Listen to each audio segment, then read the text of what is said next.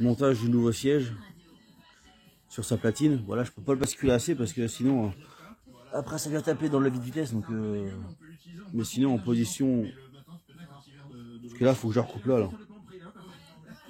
Toute cette partie là est trop longue, ça me fait chier.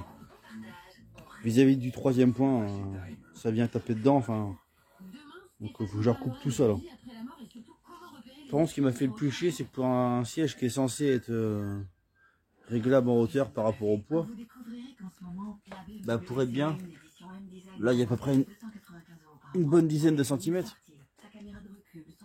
J'ai été obligé de retirer ça. Alors du coup maintenant, ben, il est plus réglable au niveau du poids. Parce que sinon, avec le réglage du poids, ben, sinon, ben, il y avait quasiment pas de place ici. Là.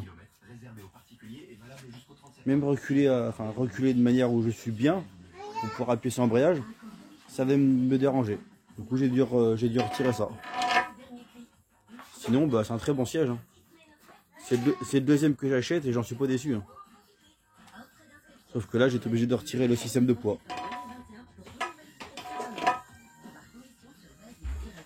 Bon, après, je garde toujours la pièce. Hein. À l'avenir, je peux toujours la remettre. Hein. C'est un simple... Enfin, merde, on verra pas. Là. Là-bas, au bout de mon doigt, là. En fait, le filetage, il se prend dans un écrou. Et ça permet de plus on serre, enfin, selon comment on serre ou dessert, l'amortisseur qui est là, ben, il joue son rôle avec les ressorts. Donc ben, je commence à remonter petit à petit. Et après ben, je vais couper là, puis après ben, je pourrais remettre le siège à la bonne distance pour que je puisse embrayer. Puis freiner forcément. Donc voilà, ça se remonte. Maintenant que la peinture est sèche, on peut remonter déjà une partie de l'arrière.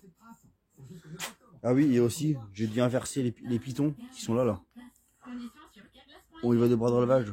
Parce que sinon, en partie intérieure, comme d'origine, ça venait taper là. Et du coup, ben, le relevage, il ne peut pas relever.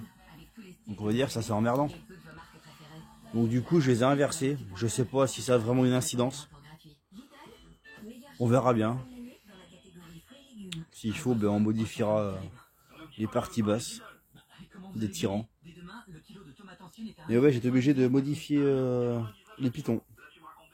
Alors moi, mon modèle est équipé de pitons. Il y en a, c'est ben, des échappes comme en bas là, qu'ils ont à ce niveau-là. En fait, il y en a plein de pareils.